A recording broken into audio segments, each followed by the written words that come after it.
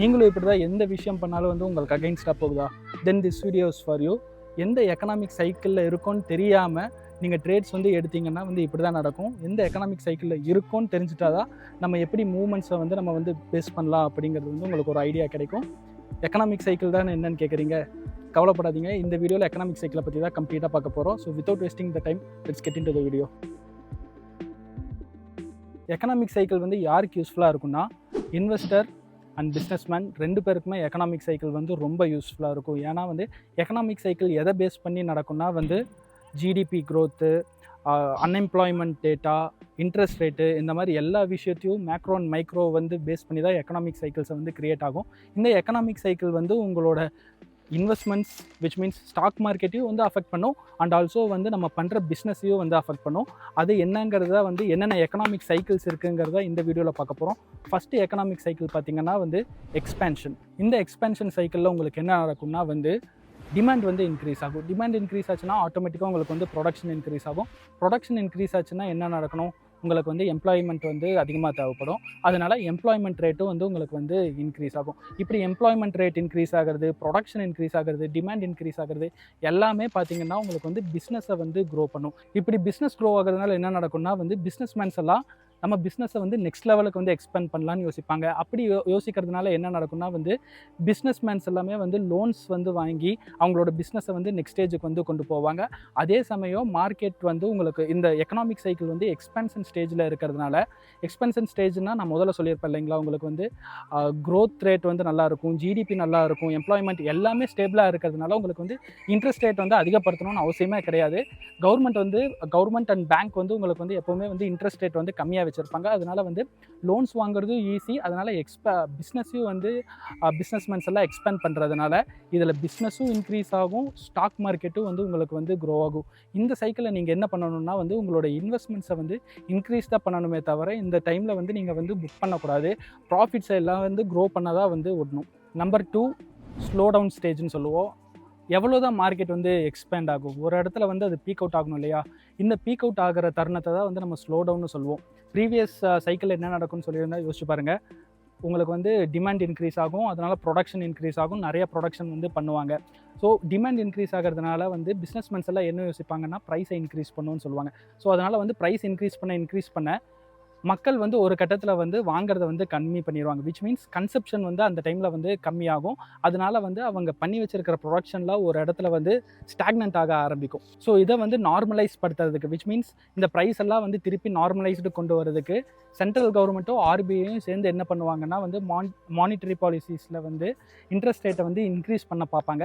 இப்படி இன்க்ரீஸ் பண்ண ஆரம்பித்தாங்கன்னா என்ன நடக்கும்னா வந்து மார்க்கெட் ஒரு இடத்துல வந்து புல் ரன் போயிட்டு இருக்கிறது வந்து ஸ்லோ டவுன் ஆக ஆரம்பிக்கும், கரெக்ஷன் ஃபேஸுக்கு வந்து வர ஆரம்பிக்கும். ஸோ இதை தான் வந்து நம்ம வந்து ஸ்லோ டவுன்னு சொல்லுவோம். இந்த டைமில் நீங்கள் என்ன பண்ணணும்னா வந்து உங்களோட இன்வெஸ்ட்மெண்ட்ஸை புக் பண்ணிவிட்டு, விச் மீன்ஸ் ப்ராஃபிட் புக் பண்ணிட்டு அமௌண்ட்டாக வந்து மாற்றிக்கோங்க. ஸ்டாக் மார்க்கெட்டில் ப்ராஃபிட் புக் பண்ணுறதுக்கு ஸ்லோ டவுன் எக்கனாமி தான், ஸ்லோ டவுன் சைக்கிளில் தான் வந்து பெஸ்ட்டான டைம். தேர்டு ரெசஷன் வந்து இப்போ வந்து ஃபெமிலியர் வேர்டு வந்து ஆயிடுச்சு. ஏன்னா இப்போ கொரோனா டைமில் நிறைய பேர் வந்து கேள்விப்பட ஆரம்பிச்சிட்டோம். கொரோனா டைமில் என்ன நடந்துச்சுன்னா, கொரோனா முடிஞ்சவுடனே உங்களுக்கு பார்த்திங்கன்னா வந்து லே ஆஃப் வந்து நிறையா நடந்துச்சு. உங்களுக்கு வந்து அன்எம்ப்ளாய்மெண்ட் ரேட் வந்து இன்க்ரீஸ் ஆச்சு. கொரோனா அந்த டைமில் என்ன ஆச்சுன்னா வந்து உங்களுக்கு வந்து கன்சப்ஷன் வந்து ரொம்ப கம்மியாச்சு. இந்த மாதிரி எல்லா விஷயங்களும் வந்து ஒரே டைமில் வரும்போது அது வந்து ரெசஷனாக வந்து நடக்கும். பட் கொரோனாவில் வந்து நம்ம வந்து ரெசஷனுக்கு வந்து ரெசஷன் கிட்ட வந்துட்டு அங்கேருந்து வந்து நம்ம தப்பிச்சு வந்து மேலே வந்துட்டோம். ஸோ இதை தான் வந்து ரெசஷன் சொல்லுவோம். உங்களுக்கு ரெசஷனோட பியூர் கிளாஸ் எக்ஸாம்பிள் பார்த்திங்கன்னா 2008 வந்து செக் பண்ணி பாருங்கள். 2008 மார்க்கெட் எப்படி பிஹேவ் ஆச்சு, அதுதான் வந்து ரெசஷன் டைம் பீரியட்.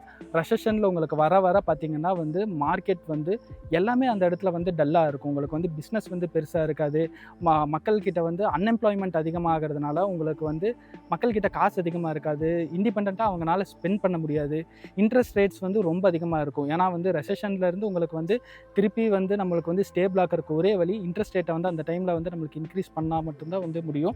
ஸோ இதெல்லாம் பண்ணும்போது எல்லா விஷயமுமே வந்து நம்மளுக்கு வந்து டஃப்பாக இருக்கிறதுனால இதை தான் வந்து ரெசஷன் சொல்லுவோம். இந்த டைமில் என்ன நடக்கும்னா வந்து மார்க்கெட் வந்து கம்ப்ளீட்டாக வந்து உங்களுக்கு வந்து டவுன் ட்ரெண்டில் தான் வந்து இருக்கும், ஆர் கன்சாலிடேஷனில் இருக்கும். உங்களுக்கு வந்து 2008 பார்த்திங்கன்னா வந்து மார்க்கெட் பீக்லேருந்து ஆல்மோஸ்ட் 50% வந்து கரெக்ஷன் ஆகி அந்த இடத்துல வந்து இருந்துச்சு.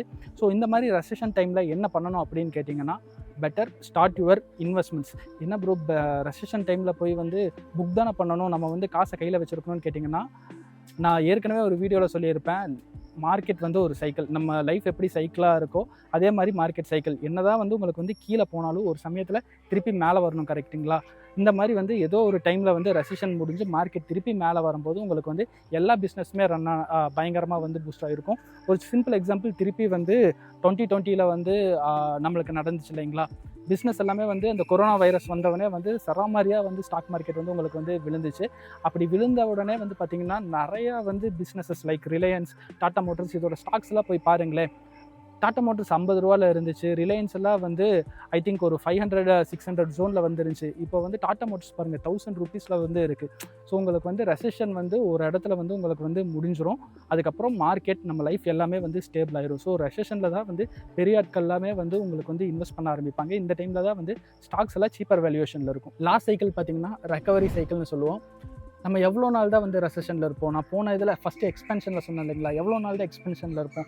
ஒரு இடத்துல நம்ம வந்து ஸ்லோ டவுன் ஆகணும். அதே மாதிரி தான் எவ்வளோ நாள் தான் ரெசெஷனில் இருப்போம்? திருப்பி ரெக்கவரி ஆகணும். அந்த ரெக்கவரி ஸ்டேஜ் தான் வந்து ரெக்கவரி சைக்கிள் அப்படின்னு நம்ம வந்து சொல்லுவோம். இந்த இடத்துல என்ன நடக்கும்னா, ரெசெஷனில் வந்து உங்களுக்கு வந்து ஆட்டோமேட்டிக்காக வந்து உங்களுக்கு வந்து government all over the world பார்த்திங்கன்னா வந்து ரேட் ஹைக்ஸ் வந்து பண்ணியிருப்பாங்க.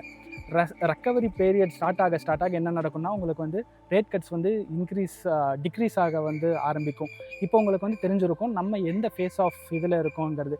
ப்ரீவியஸாக நம்ம இந்த 2021 to 2023 வரைக்கும் ரேட் ஹைக்ஸ் வந்து பார்த்துக்கிட்டு இருந்தோம். அண்ட் இனிமேல் தான் வந்து ரேட் கட்ஸ் வந்து நடக்க போகுது. ஸோ இப்போ சொல்லுங்கள் நம்ம என்ன ஸ்டேஜில் வந்து இருக்கணும்? ஏன்னா நிறைய பேர் வந்து மார்க்கெட் வந்து பீக் அவுட் ஆயிடுச்சு அப்படி இப்படின்னு வந்து சொல்லிட்டு இருக்காங்க. மார்க்கெட் வந்து இன்னும் பீக் அவுட் கிடையாது. என்னதான் வந்து நம்ம வந்து ரெக்கவரி ஸ்டேஜில் இருந்தோ எக்ஸ்பென்ஷன் ஸ்டேஜில் இருந்தாலும் மார்க்கெட்டில் வந்து சின்ன சின்ன கரெக்ஷன்ஸ் இருக்கும். எல்லா கரெக்ஷனுமே வந்து நம்மளுக்கு வந்து பை ஆன் டிப்ஸ் தான். Believe in India and invest in India. And ஃபைனலாக வந்து ரெக்கவரி ஸ்டேஜில் வந்து ரெக்கவரி சைக்கிளில் நீங்கள் என்ன பண்ணணும்னா வந்து உங்களோட இன்வெஸ்ட்மெண்ட்ஸை வந்து இன்க்ரீஸ் பண்ணுங்கள். ரெசெஷனில் வந்து நீங்கள் வந்து இன்வெஸ்ட்மெண்ட்ஸ் ஆட் பண்ணியிருப்பீங்க இல்லையா? ஒரு ரெசெஷன் சைக்கிள் முடிஞ்சவொடனே உங்களுக்கு வந்து பார்த்திங்கன்னா வந்து சைக்கிள் முடிஞ்சவொடனே உங்களுக்கு குயிக்காக ப்ராஃபிட்ஸ் வர ஆரம்பிக்கும். ஃபார் எக்ஸாம்பிள் இப்போது அதே 2020 வந்து உங்களுக்கு பார்த்திங்கன்னா டாடா மோட்டர்ஸ் எல்லாம் வந்து 50 ரூபீஸில் இருந்துச்சுன்னு சொன்னேன் இல்லைங்களா? உங்களுக்கு அந்த ரெக்கவரி வந்தவொடனே ஒரு 5 to 6 months அது டபுள் ஆயிடும். அண்ட் அந்த டைமில் நீங்கள் டபுள் ஆயிடுச்சு அப்படின்னு சொல்லிட்டு வந்து புக் பண்ணாமல் அது ஜஸ்ட் ஸ்டார்டிங். ஏன்னா என்னோடய ஃப்ரெண்டு வந்து ஒருத்தர் என்ன பண்ணியிருந்தாருன்னா வந்து டாடா மோட்டர்ஸ் வந்து 50 ரூபீஸில் வாங்கினார். டபுள் ஆனவனே வந்து 3 மாதத்தில் விற்றுட்டாரு.